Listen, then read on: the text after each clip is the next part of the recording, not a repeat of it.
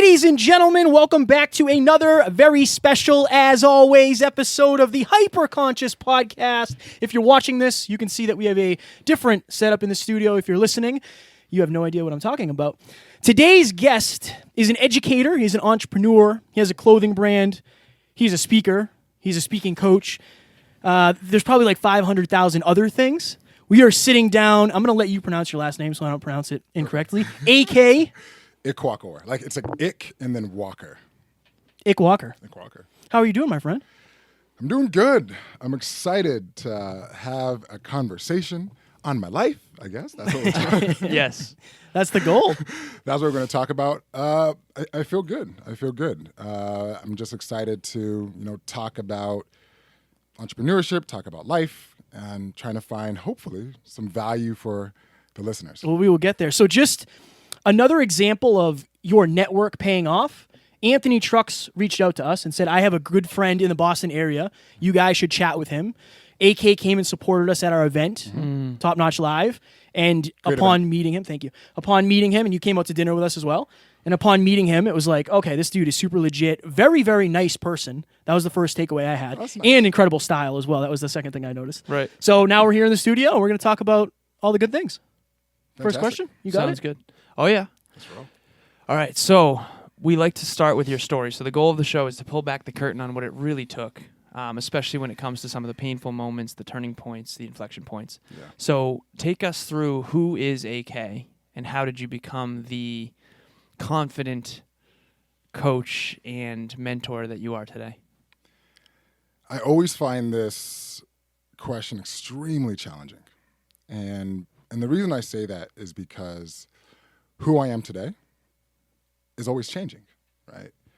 And all of my different experiences, the big moments, the micro moments, have really helped define who I am and not define who I am. But, for the sake of this question, I grew up in Arvada, Colorado. If nobody's ever heard of it, it's outside of Denver. And I came into this world in a group, in a team. I'm a triplet. I actually have a twin brother and a twin sister. Okay. And I'm the youngest of 6. And my parents came here from Nigeria in 1976 to come here to get their PhDs. Wow. Right. But I grew up in an environment where nobody looked like me.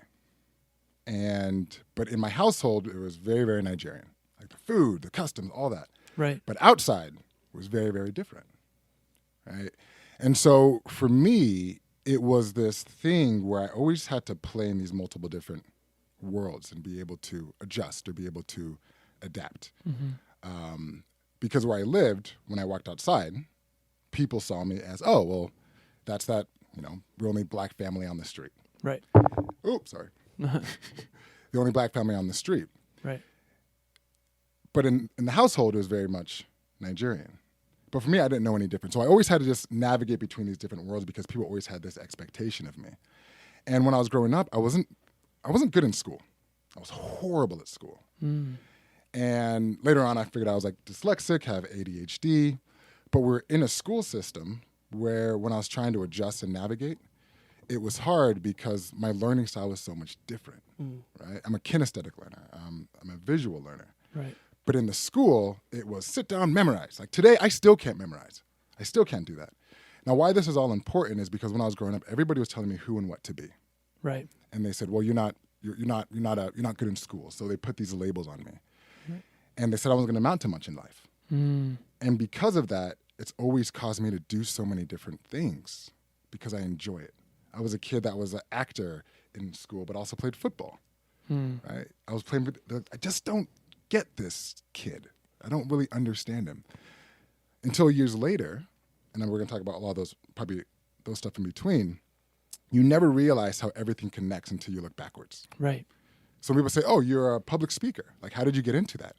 Well, I didn't realize when I was doing that when I was in 8th grade and worried about, theater arts, that it was really beneficial. Right. Or realizing all these different activities that they actually all really connect. But it's in this world where we put everything into these boxes and not realizing that when we remove the boxes or understand the multiple different layers of these boxes, that everything actually interconnects. And that is really what kind of, I would say my brand is about this unbranded, is that not everything fits into a box. everything interconnects. And when you're able to understand that, you can actually learn how everything helps you learn, connect, and even grow. And I'll go more into detail that a little bit later. Did you deal with racism growing up? So for me, I used to work with some friends of mine from Jamaica, and Alan and I grew up in this town, and it was kind of just mostly white families, right? I never understood racism because I never saw it. But when I was working with these gentlemen from Jamaica and we would go into inner cities in New Jersey to work, I would actually see racism firsthand and how they were treated differently. I never knew that was a thing. Maybe I was naive. Maybe I was just ignorant to it. Did you deal with that growing up? And if so, or either way, if so or if not, how did that affect you? I dealt with a lot of racism growing up. Into the point of, I remember on one, right before Christmas, students gave me a card, and it had a black man hanging from a tree and said, Happy Kwanzaa, right? I dealt with a lot of it.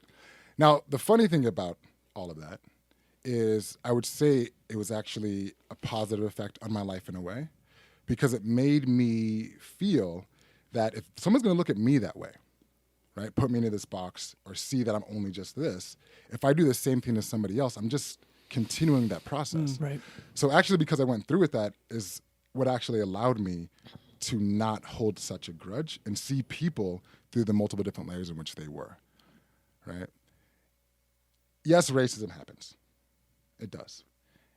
But I also believe that there's a lot of discrimination that happens in so many different aspects, right? Meaning you might be a white male, right? So people might see you and put you a particular label on you. You may be a female. You may be whatever it needs to be. And I realize we have to start looking at people for more than just this one single identifier, right? I can be a black male, but I can also be into sports, and you're into sports, right? Let's connect on that piece. Why do we have to connect only on the top layer? Right.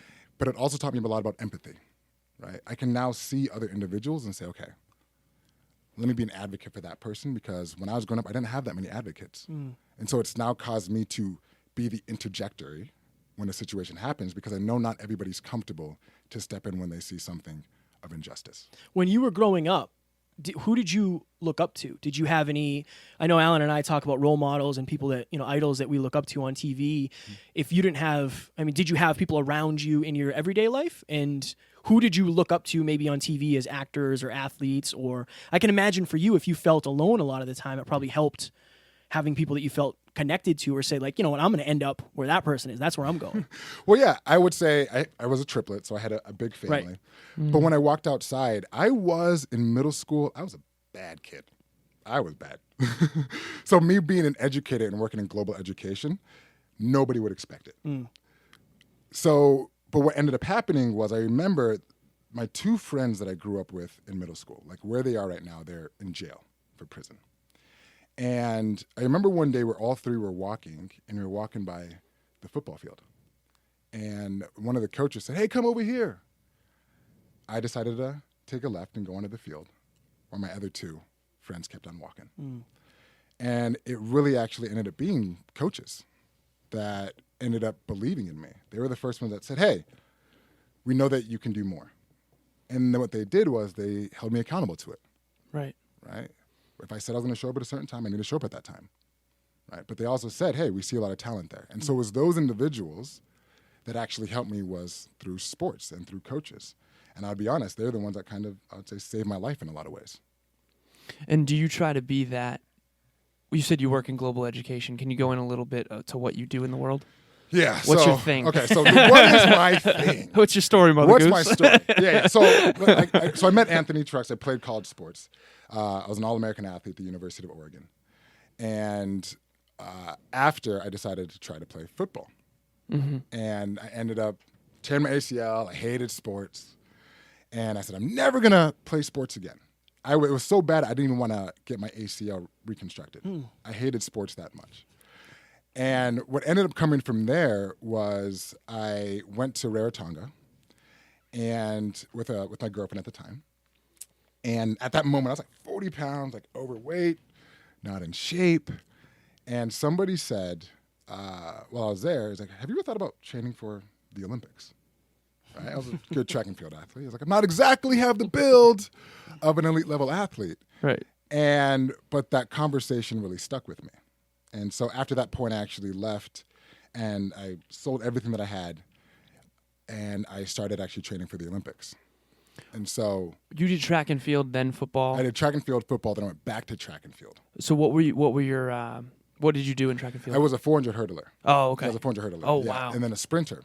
And so when I say about all the stuff that I kind of do, it kind of comes into the first genesis of how this all started. Right. And that was when I made the decision, because I was going to move to this small town and do something I didn't really want to do. And this was my first entrepreneurial moment of saying, hey, I'm going to take control over my own life. And so I went back and I started training for the Olympics. And this is when I actually got into coaching and doing more training, was through sports. What were you doing for physical activity? Were you still running, or did somebody just say, hey, you should try out for the Olympics? And you're like, yeah, okay. Yeah. Like, were you I was doing running at nothing. that? You were I was just drinking hanging beers. out? Okay. I My was drinking goodness. beers. I was doing nothing. Interesting. After tearing your ACL. Yeah. What caused you to hate sports? We're like hammering these questions. Oh yeah. Well, hey, because track and field was cool. It was one of those things where you go, and from 3 to 6 in college, and you do your practice, and then you go on your way, Yeah. Right. right? And then you do football. Then I tried football, and that was 7 a.m. Get up. Right. Do your classes first thing in the morning. So it's 8 to 11 a.m.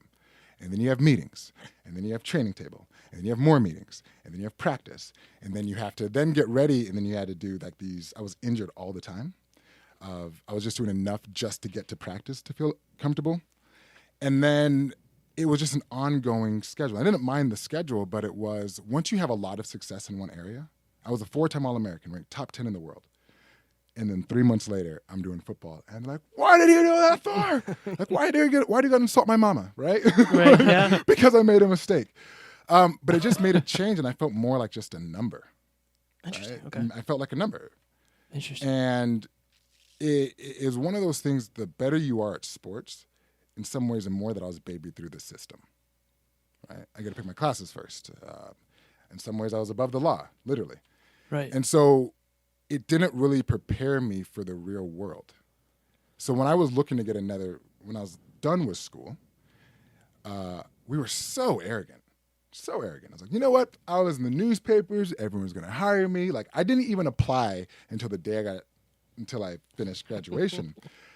And I remember I was talking to some people, like, so what do you do?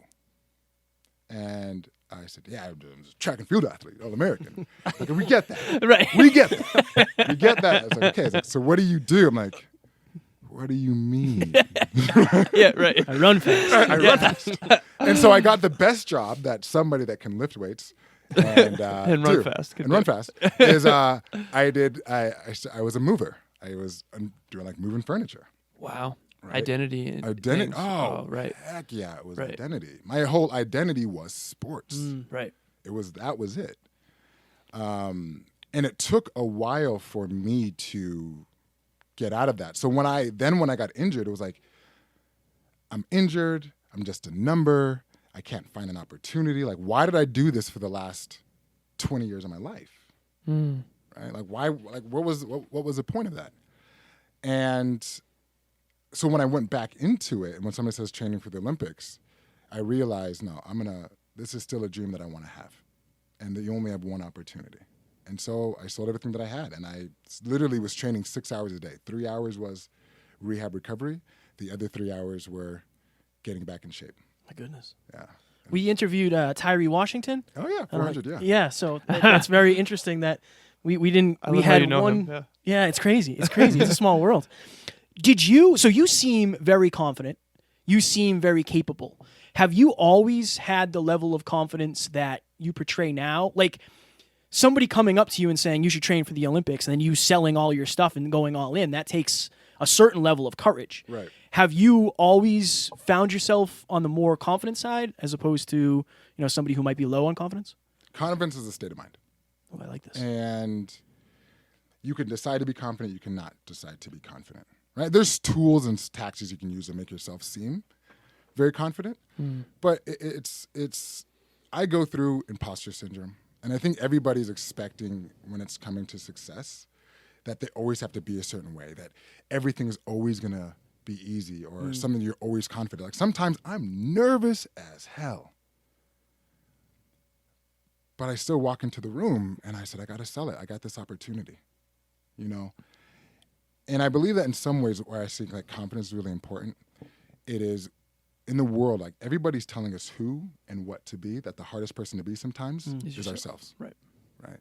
And so it's becoming clear with yourself on your strengths and your weaknesses and trying to remove the ego, because the confidence is, hey, I'm confident speaking. But if you want me to do like spreadsheets, like, nah, you're going to see real non-confidence right there. Right. Right. But it's understanding, like there's something I just don't do. That's Alan's thing. right. It's my jam. Let's go. But it's understanding where I know that I do well at and what I don't do well at. But at the same time, even in the stuff that I know that I do well at in terms of speaking, I'm still spending 2 hours a day getting better at it. Right. And that is where the confidence comes from. It's because I know that I'm not great at it and I want to get better.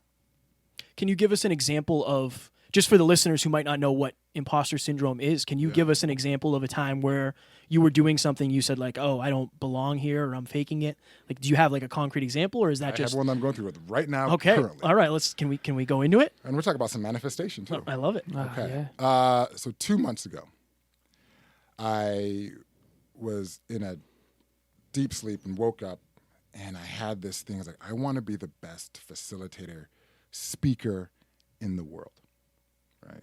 And at this point, like some of the stuff I do, I have a clothing company for athletes. Do work overseas in China. I do a lot of business development consulting. And this particular dream was like, I want to just be the best speaker. 2 days later, I send fire off an email to a friend. Just, hey, I know you're doing a project.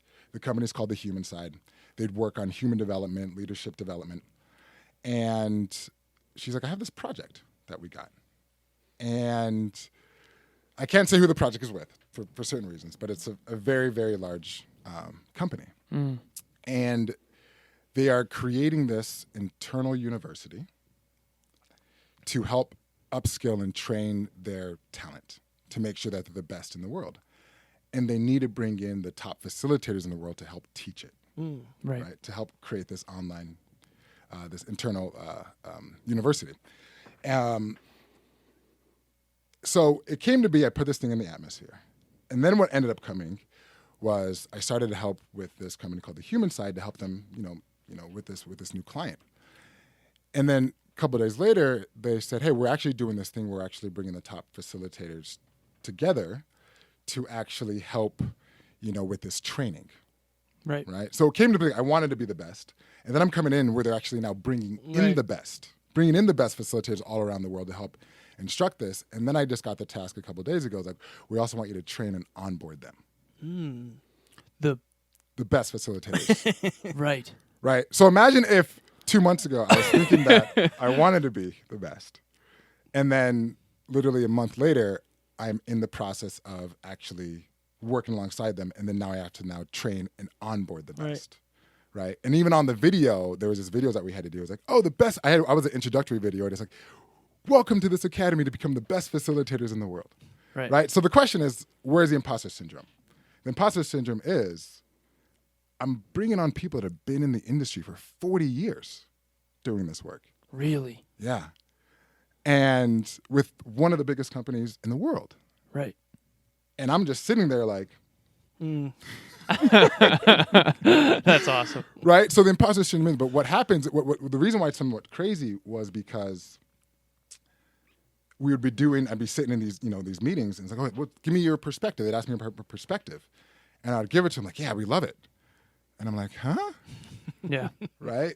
But it came to be that after a while, like all of these different experiences, when I was doing when I've done the speaking, when I've done international sports camps, when I've done coaching, realizing that I've actually built up some of the skills to actually do it. So it's the mind and the actual situation coming together. And that's what I feel like the imposter syndrome is. So an imposter syndrome is when you don't feel like you have the qualifications, when you just don't feel as though the situation that you're in, that you belong there. Right? It must have been something. It must have been some fluke. Something must have happened. That's the reason I'm in. Is there ever a time where that's true? And how do you know the difference? That's a fire question. How do you know if you actually are an imposter? Not saying you are, but like, Maybe. how do you? But how do you know the difference? Right? It's how long can you sit in there to where it becomes normal? Like Anthony Trucks talks a lot about. I want you to practice so hard in private that success becomes inevitable in public. I love that. Yeah. But like, I remember my sometimes first speech when I right. was seeing people file in. I was like, I can't do this. Like, what you guys are here to see me. I've never spoken before. Like, do any of you know that I've never done this before? Yeah. So I'm glad I did it. But I'm sure that there's been some misguided times for people where they're like, I feel like I'm a little bit of an imposter, and then they maybe get laughed off the stage, but that could be a good thing in the long term.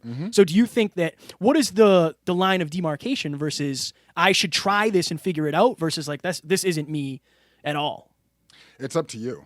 I think especially within any opportunity that you're provided, it's the same thing with sports. You know, when the gun goes off, who are you going to be? Because I know some people that are really, really have their stuff together, but when the gun goes off, what do? They can still flounder. Right? interesting. So the same aspect is I believe that we're all somewhat ready. It's all a mindset. If I told you today that you were in a coma and you woke up one day and somebody says, you know what? You're an amazing speaker. And you look around the room and there's all these awards and recognitions of you getting these awards as the best speaker. And somebody says, you got to get up on stage. What would happen? What do you think would happen in that situation? You do it. You would do it. Yeah. And you'd have that confidence. It's all about mindset. So if you believe it, right, if you see that particular aspect, I believe that you can actually succeed in most moments. Now, have I had moments when I didn't do as well? Heck yeah. Of course. And what ends up happening is I wake up the next day, but now I'm to have that growth mindset. Right. Where you become better. Right. Now, we don't only grow from things that are successful. Right. We grow a lot through actually our challenges, just like lifting weights. Right. Right? Super compensation. Right? You work. You might tear a few muscles, and then you come back stronger again. Right. Right? It's about the consistent effort that actually is allow you to build. Most people never would have even stepped on the stage. Right. Right? You never would have known how good you have been unless you stepped on that stage. Right. Right. I never would have met you. Yeah. Crazy. So you mentioned how it's funny how I pictured this in my head when you were talking. You have these boxes that people put you in. Mm-hmm.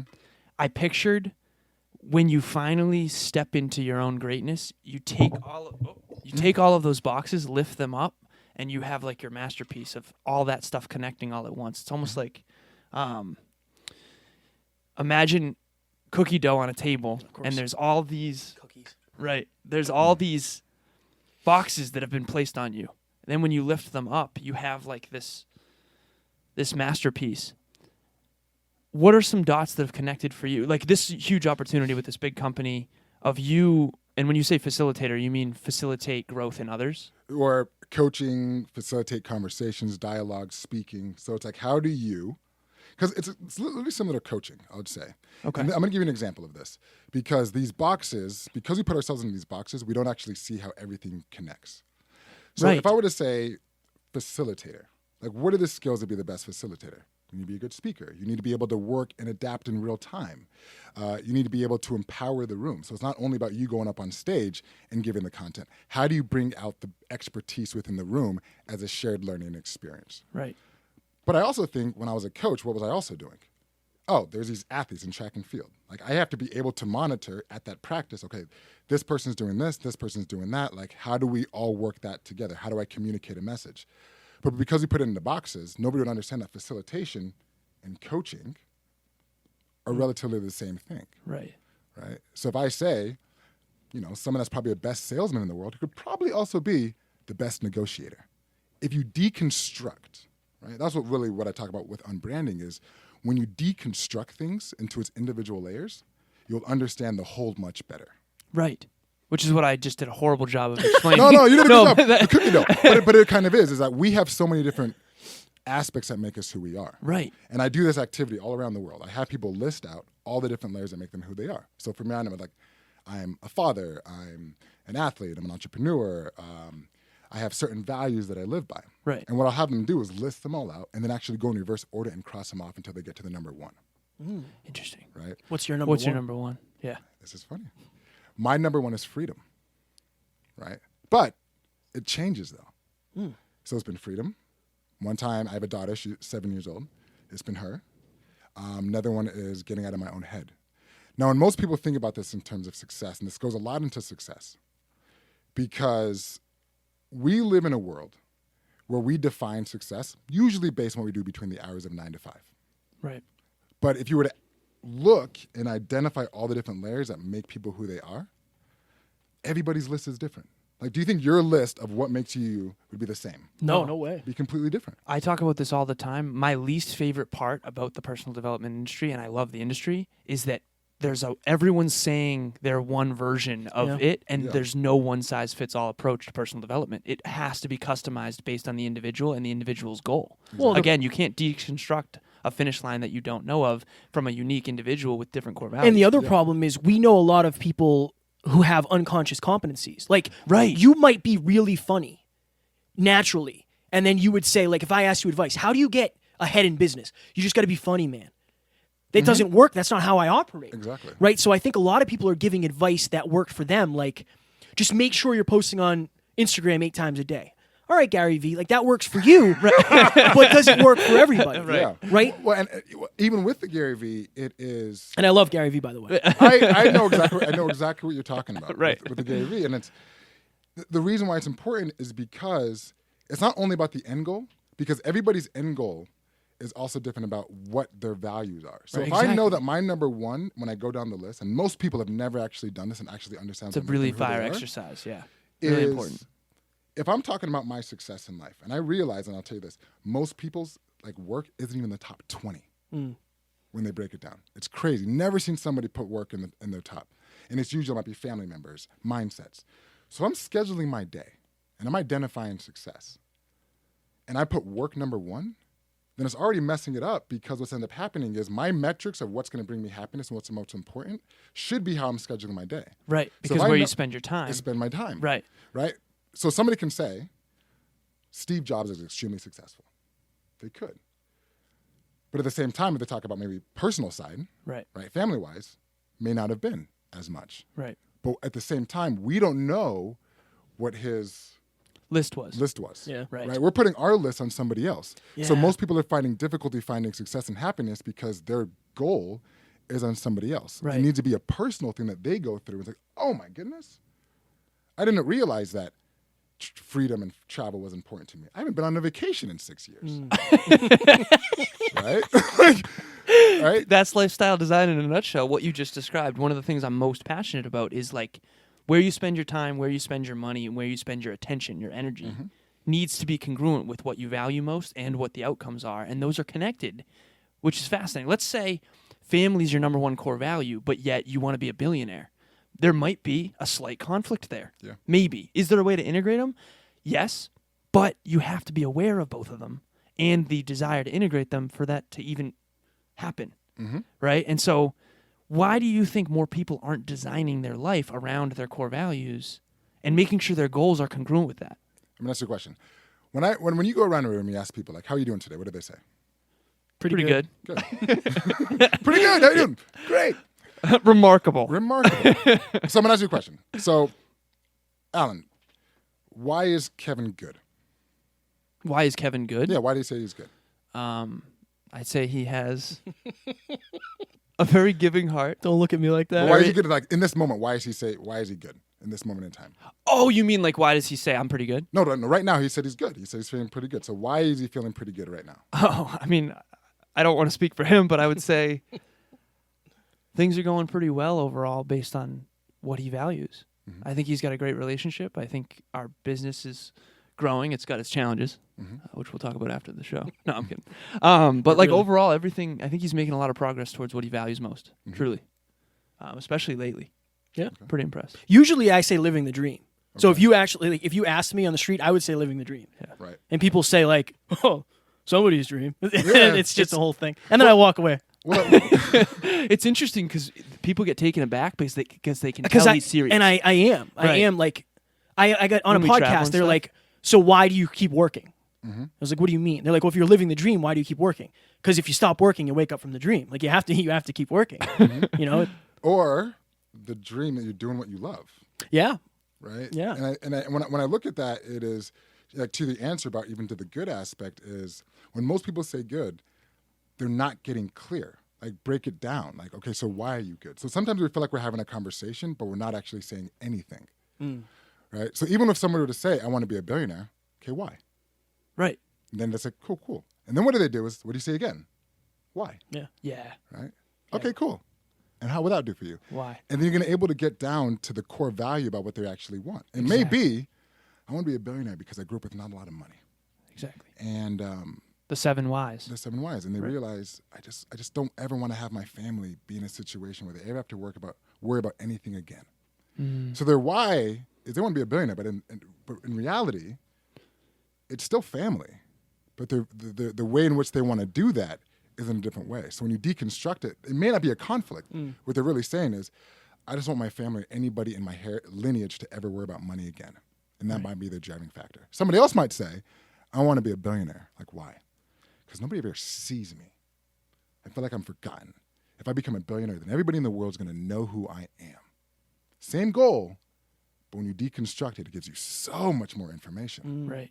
So even within our goals, it's about how can we deconstruct it to better understand what we're actually trying to do. How do you help? So in those scenarios, that person had their why power, so to say, right? How do you help somebody find their why power? That's something that Alan and I deal with a lot. People come to us and say, like, I'm not motivated. I don't know what I want out of life. Like, I'm just kind of gliding through life. And we always talk about our why power. Like, this podcast is a huge thing. How do you help somebody find their why power? And what is your why power? And how did you find it? And I'll say two answers to this, because I actually believe motivation is sometimes the number one thing that holds people back, meaning having motivation. And that's going to sound like, whoa, why would somebody say that? I believe that people, if you're waiting for this internal feeling inside of your body to do something, right? That's a horrible recipe. That's a horrible recipe. So come up on the mic a little bit. Okay. I know, bro.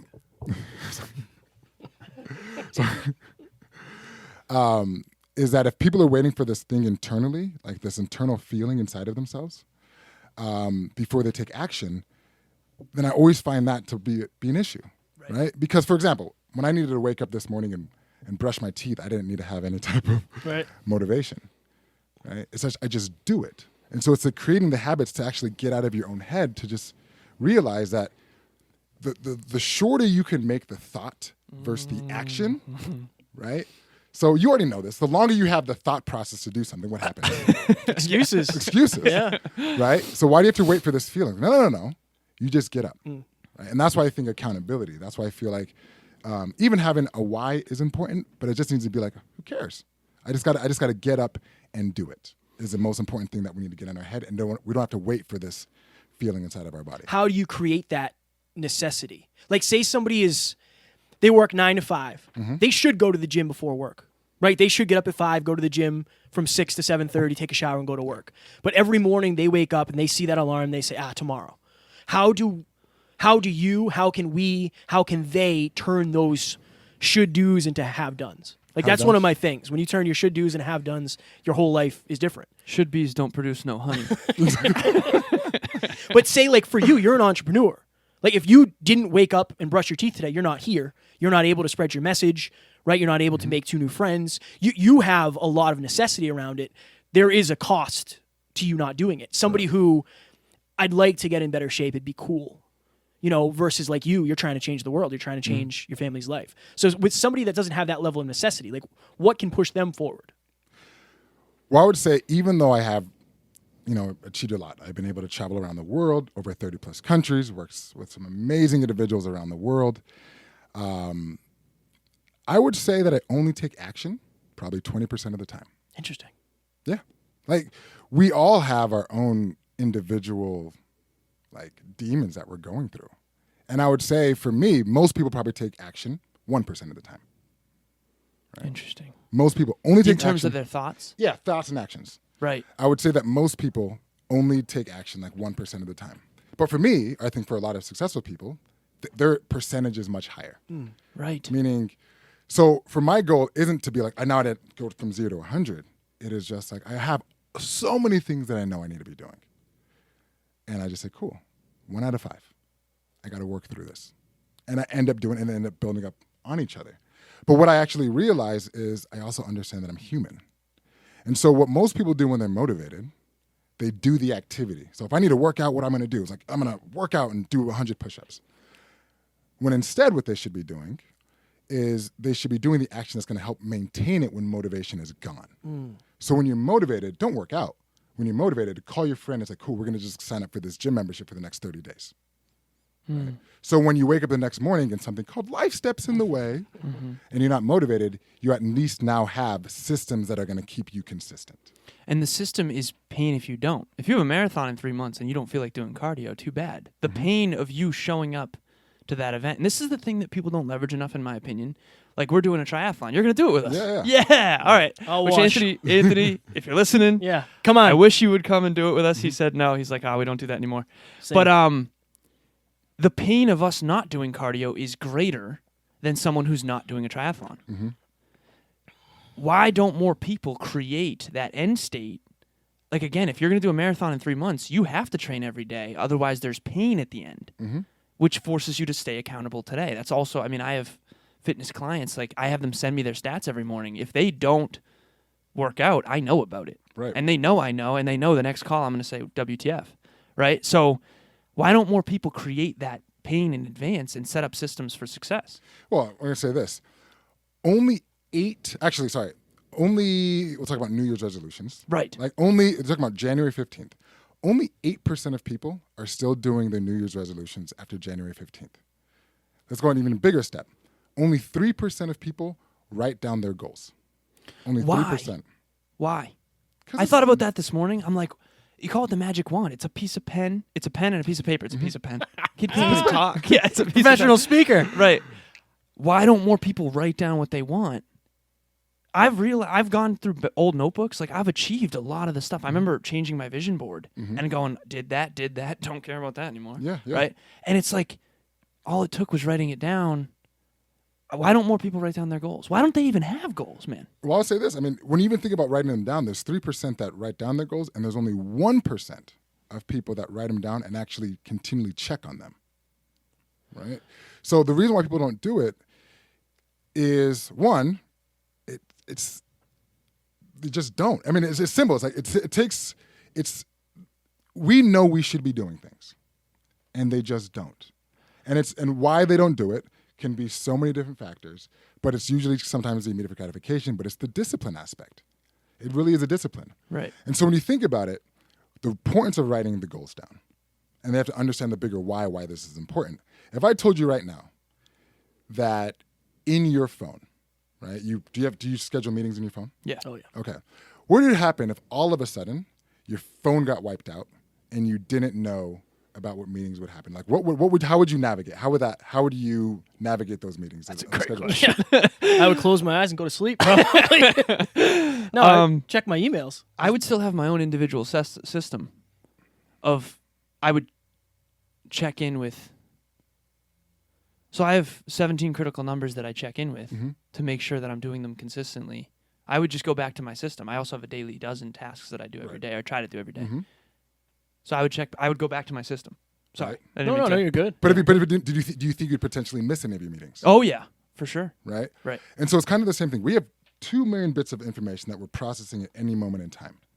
Meaning, even at this moment in time, there's something that we're hearing, there's something that we're feeling, there's something that we're tasting. But our mind generalizes behaviors or actions or stimuli to help us navigate in the world. Right. So the same thing is with our goals, right? If we write them down, it actually helps us get this 2 million bits of information that's happened all at one moment and puts it down to say, oh, this is what I need to actually focus on, because if not, you'll forget about it, right? You can kind of say that's the same thing with the law of attraction, but the reason why people need to write it down is because it actually helps them get better focus with all the different stimuli that's hitting them at one time or another, to be able to be focused and continually looking at it. Because otherwise, you forget about it because you're getting hit with so many different things. How often do you check in with your goals? And also, we did an episode once of why to set goals. There's 8 reasons that we came up with, and only one of them is to get the goal. And it's the least important of the 8. Right. Which I'm going to do a speech on that at some point, like why set a goal. But like for you, why do you set goals, and how often do you check in with them? Well, I set goals because for me, what I believe also with setting goals is when I set a goal, it's good, but I need to make sure that I put something in place behind it. So the reason why I say, okay, I'm going to do a triathlon is because once I've set the end date, it forces me to actually get it done. Right. It's the accountability. Right. I think most of us, we need somewhat of accountability. Like even the best athletes in the world have coaches. They have individuals that they work with because we're human. Right. Right. So for me, it is checking back, but I make sure that I share them with other people is more important. Right. To keep me accountable, because people that are going to say, I don't care that you went to bed late. Like, what does that have to do about this? Like, what kind of excuse is that? And like, I realize that the person in my way is me. Right. Right. So that is what I think is the most important. Is because the reason why I think goals are important because we put them down because we do actually want them. Right. Right. We all want them. It's just we need something in place to make sure that we have a strategic direction. We're like, oh, well, here's a guiding star. Right. What is your take on? So you spoke a little bit about the law of attraction. I actually asked Dave Meltzer this on our call with him last week. Didn't go so well. Yeah. What is your take on the law of attraction? I remember when I heard about this. I listened to The Secret. I read The Secret, and it was basically like just wish for it and it'll come. And I was like, this is pretty awesome. Like, this is really going to change my life. Right. But we learned that like. I would call this the law of attraction. The law of attraction is working right now. Like you're a professional speaker and you help people speak. Alan and I are speakers. You're trying to get your message across. We have a platform. Everything came together for a win-win-win-win. What is your idea of what the law of attraction is, and how do you leverage it? Okay. Fire question. Fire. That was a fire question. It's there's two parts of this, and I was like. Sometimes I have a problem like answering questions. I'm like, I go roundabout. And I'm a verbal processor. Right. Right. So, Dude, but sometimes it's just like, hey, answer question first, then expand. Right? I'm just acknowledging that. I'm a verbal processor. So my speeches. This will all make sense, I promise. It all makes sense. I'm a rambler. Like, so when I do my speeches, Right. I'll actually say I have a particular style of speaking. It's called rambling. Meaning at some point I'm going to talk about that. I promise at the end it's all going to make sense. Right. So I've been taught like, no, answer first, then expand. So I'm going to answer first and then expand. Okay. So the law of attraction to me, I think it's more about the power of focus. And the idea of, imagine if you're walking down the street and you start to say, I want a red car. Like, what are you going to start seeing? Red cars. Red cars, right? But were the red cars always there? Yes. Yes, they were. Right. So all it's going to now be is you just now have another focus where now things are coming to your periphery more often, and now you're going to be able to take action in that much, much more. Exactly. But there's a second piece of this that I find where it's more spiritually is we do not know where we were the second before we came into this world, and we do not know where we're going to be the moment afterwards. And we're just kind of placed into this world with really no rules, right? We put these social constructs in here. Right. But we don't actually know how the world actually works. We don't. We don't know if there's somebody that's up there that's saying, hey, if you just kind of put direction there, like it's going to happen, right? So when I close my eyes, I'm having a conversation in my mind. But who's that voice that I'm having a conversation with back there? Right. There's something that's going on, and there's been too many examples to say how life has come out the way that it needs to be, like the manifestation of the speaker or the facilitator that I want it to be. Right. Right. So for me, the law of attraction, I think, is just more about focus. We have these internal nudges that we get that says maybe we should do this or maybe not do that. Right. Yeah. I love how you switched yours. The devil and the angel. Yeah. Maybe I should do this or maybe I shouldn't do that. Right. Because sometimes I know everybody's had this. Right. All of a sudden, like, oh, so the phone's about to ring and it rings. Or you said, maybe I should take a left, and you take a left and you just happen to have this amazing conversation where everything just comes together. Right. We have this thing where I use sports analogies a lot. If I told an athlete, what I want you to do is I want you to go and I want you to shoot 100 free throws. Okay. He comes back the next day, you ask him, did you shoot 100 free throws? And he says, no, I didn't do any. He's like, okay, I'll go back. So today I want you to go back after practice, shoot 100 free throws. He goes back, did you shoot 100 free throws? Like, no, I didn't do it. I just got busy. What do you think would happen if that happened days in and days out with that particular, the athlete to the coach? Do you think the coach would still tell him about shooting free throws? No, I think he eventually stopped. Stop, right? But let's say same situation. The coach says, hey, I want you to shoot 100 free throws. The athlete comes back and is like, you know what? I did 150. Like, okay. Okay. So, okay, what I want you to do tomorrow is like, you did 150. He's like, now what I want to do is like 100 free throws and I want you to do 100 push-ups. Okay, comes back. I did 150 free throws and 300 push-ups. Right? So what do you think would happen if, So what do you think would happen in that situation for the coach in that? Do you think you would tell him more or less to do things? More. Why is that? So I do this in my coaching too. When someone's having really hard time following through, I try to lift them up and set smaller goals to build momentum. When they're doing really well, that's when I'm hardest on them because they need challenge. So I think it's interesting because we had this happen you came to our event. Tiff is really, really competent. You met Tiffany? She ends up getting so much work because she's so good at everything. Whenever we have a need, we think of Tiff. I told her this. That's the law of attraction, I think. When we have a need, we think of Tiff because she's the most competent because she always steps up. Right. And that's exactly what you're talking about. People want people who step up. And if you consistently step up toward a specific focus, you're going to have more opportunities. And they're going to, because Tiff was listening, right? Because what's happening is that athlete or Tiff was listening when the opportunity came. So when we're walking down the street and somebody says, and you get that nudge, like maybe I should do this and not instead of do that, and that first person continues to ignore it, what's going to happen? They're no longer going to feel it. They're no longer going to hear it anymore. Right. But if you start getting those nudges and you start like, I don't know why I'm supposed to do this, but you say yes to it, cool. Oh, this person's listening. Right. You get another nudge. Pick up the phone and just make that phone call. Like, I don't know why I need to do it. I'm going to do it. Like, I do that all the time, man. Right. I did that last night in the middle of a phone call. I texted David Meltzer about our next event. Like, I don't know why. I said, I don't know why I have to do this, but I have to do it. Intuition. Yeah, it's your intuition. I think the thing, like you're saying, like, when you got the call from that company to be a facilitator, you were open. All the opportunities that come from that are because you were open. Right. Where if you closed off to that, you would have zero of those opportunities. Right. And your life would be, I don't even know how much different.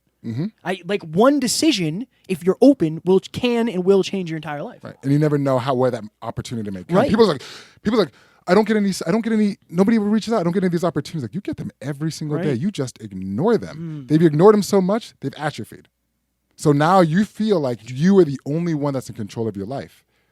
So that's why I say, when you come to the point to say, I'm just going to be open. I'm going to be free because I'm realizing there's no reason I should be here right now other than just being open to it. So there was a decision that you had to make consciously to come to our event. You met our team, and you talked to Alex and I. We were getting coffee. I met you. Kevin met you. Our team met you. Everyone had great things to say. Obviously, the relationship capital from Anthony, we trust him.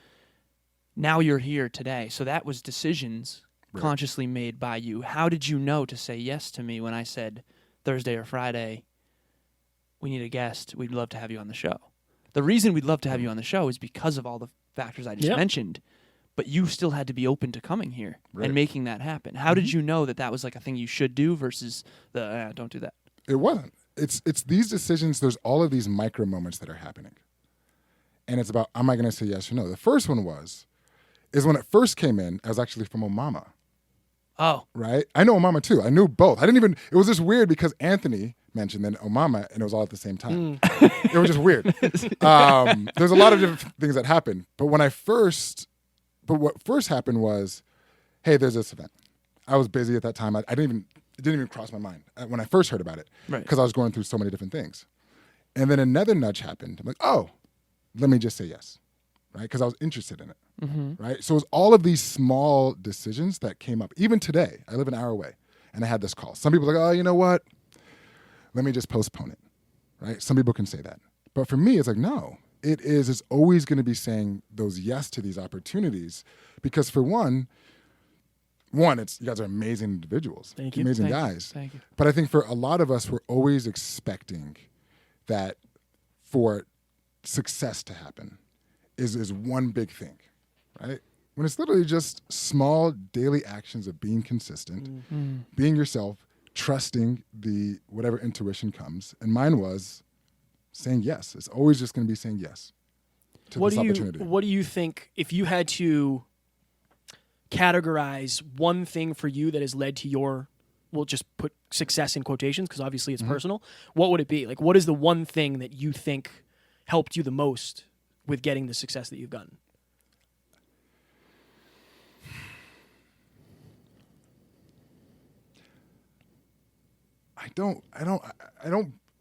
Success is a dangerous word. It's such a dangerous word. Because, yes, I'm very successful in terms of the opportunities that I've been able to have. Like travel around the world and do all these different things. Now, some people can say, well, AK is not successful because he hasn't built up one major multi-million-billion-dollar company. But success for me is I love the freedom to be able to do so many different things, right? But at the same time, like a month ago, me and my girlfriend broke up. Right. Someone I was about to get married to, have conversations with. Right. So literally at the same moment when I got this biggest opportunity I've ever had, it was the same moment that I also lost a relationship that I had. And so when somebody's saying what's success, and success in what particular area, right? Because we have so many different areas that make us who we are. And so yes, business-wise, there's some success. Relationship-wise, I would like some more success there. Would I like more discipline in terms of even working out more? Yes, certain things that I want to be able to build, but it's all a personal success for me. And at one moment that I've realized that's really important about success is one is always action. That's always what I'm going to say. So you're never going to move forward unless you actually take action. Right. But I have my co-founder with one of my companies. He has 2 Olympics under his belt. And the reason why he has 2 was because he got his first Olympics. And then he was thinking, you know what? I'm going to wake up the next morning. My whole life's going to change. And then what happened? He woke up and the world was still the same. Right. So he said, you know what I know? I need 2 Olympics. And then the world's going to change. Right. And then what ended up happening? He got that second Olympics, woke up, and life was still the same. It's a day after effect. Right. So success to me is no longer about a destination because you can always have everything. You can lose it at any moment in time. At any moment you can lose that. So mine is more about how am I living in the moment? Success. Meaning, am I taking the opportunities that I have? Because we know that tomorrow's not guaranteed. Right. Right. And so for my success, how I've been able to success is how can I take the action today that by the end of today that I feel like I fulfilled and I took the action that I need to do to live my best today. I love it. Last 2 questions. Last 2. Jeff, yeah. That's okay. I want to ask this one. Normally I have a different question that I'll ask every guest, but I want to pivot here because I'm so in the moment right now, and I felt compelled to ask you this specifically. Life is about the journey, like you just mentioned, not the destination. Right. But the destination we choose in advance creates direction, which I think brings value to the journey. Right now, this moment is happening as a byproduct of all of our ambition. Right. The person's places, things, and ideas that you must. Like, I imagine, okay, I remember I drove across the country. This will be quick. Sorry. Oh, no. Right. Wrong. I drove across the country from Boston to LA. And it was the destination that brought value to the journey. Because otherwise I would just aimlessly be driving. And we had a destination that was meaningful to us, which forced us to, and we drove through the Rockies. It was one of the most wonderful experiences ever. But I wouldn't have done that unless I had a destination. And I feel like that's a good analogy for life. So it is about the journey, and that's super important. How do people create direction that will bring value to the journey from your perspective? So, have you heard of Michael Beckwith? Yes. Okay. Yeah. So Michael people you Beckwith, they talked about the law of attraction. And he says the law of attraction is an introductory level of manifestation. He says a more powerful one is called visioning, because you can only manifest what people have already seen and experienced. So if you're doing a vision board, I can only put a car because I've seen a car. But if I were to tell you a caveman, like for example, did cavemen invent fire? No. No, they discovered it, and it was already around. Okay. Right? And so the reason why this is all important is because it was already around. And so if you were to bring yourself to the caveman times, there'd be stuff that you'd be able to bring to them that would be far advanced that they can ever experience. Oh, yeah. We are still living in that caveman time. And so what Michael Beckwith talks about a lot is about visioning. Is I'm just going to do open-ended questions like, bring into my life and what the universe has for me in store, and then letting go. Because then it is then now connecting everything universal from now until infinity into your life to create whatever you need. So did I do anything in particular to get this big gig facilitating? Did I do anything to even get to the University of Oregon? These were things I just put on the atmosphere and I let go. And I said, I just trust in the path and put the people in front of me that I need to be put in front of me because it's now allowing me to do the things that I need to do. So I stopped actually trying to control the situation and letting back and say, I'm just going to trust the intuition and say yes and see where the journey takes me. How do you know when to say no? Intuition. Okay, so it's the I shouldn't do that. Because some people think that intuition is always going to say, "Hey, cut this person." Like, no.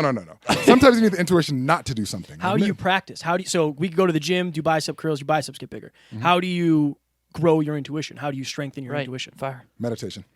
See? God damn it. Mark Metry, our boy, is always just crapping on us. Mostly me, for some reason. Yeah, right. He loves yelling at me for not meditating, but I'm trying. Meditating. Humongous. TM. It is, I do TM. I do TM.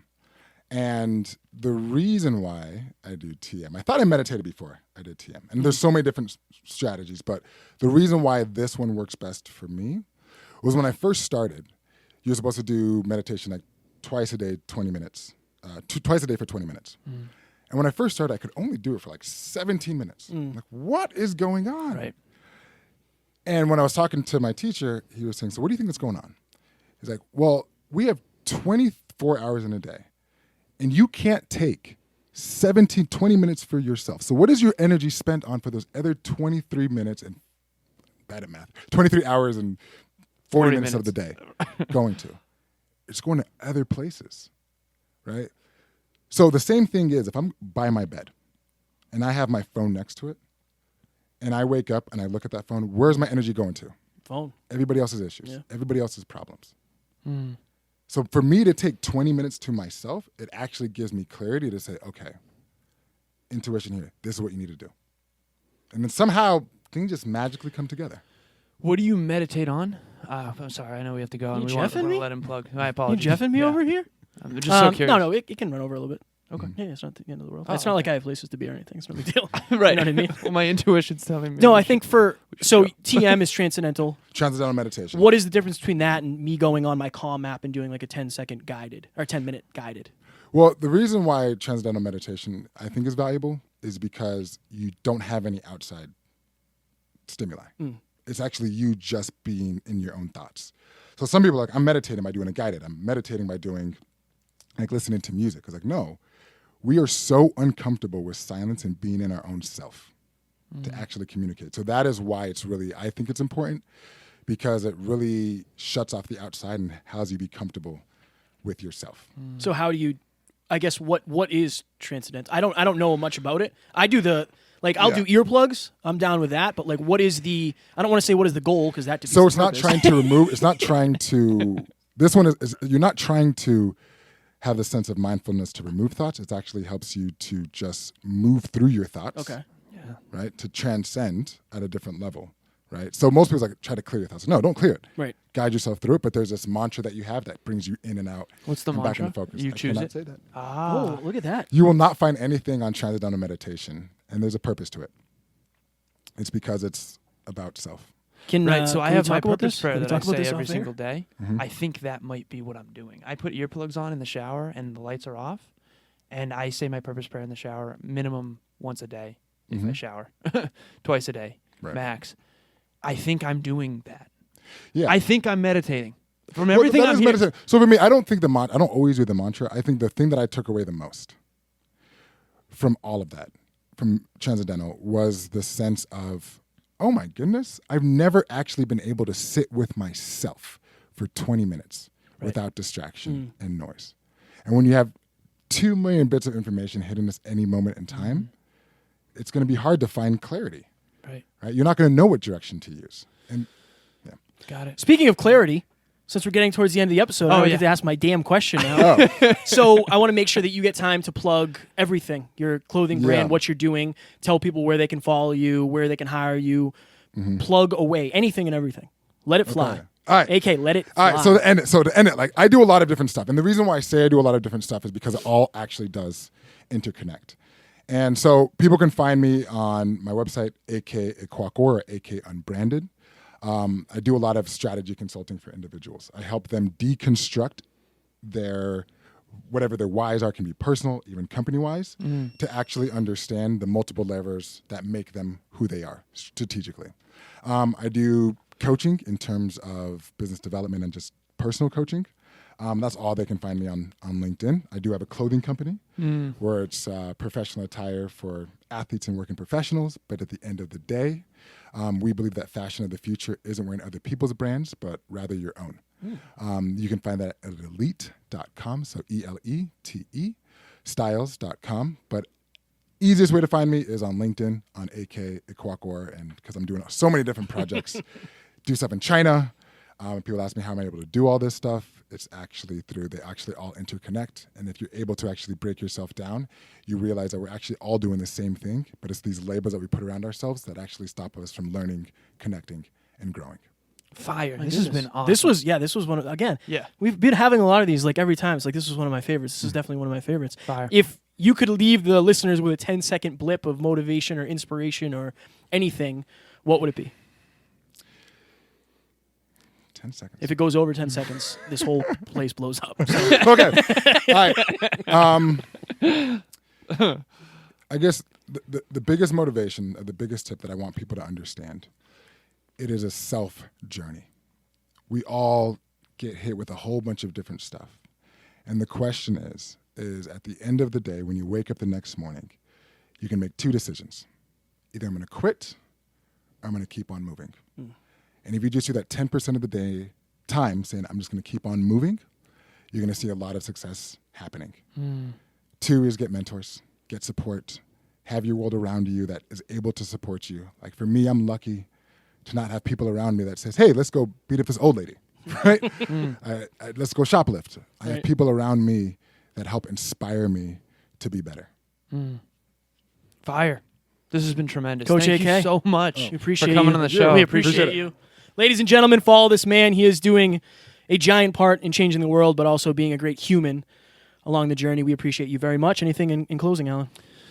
I look forward to you joining us at one of our events to speak because I'm intrigued. This has been fire. Yes. Yeah. Ladies and gentlemen, we are out.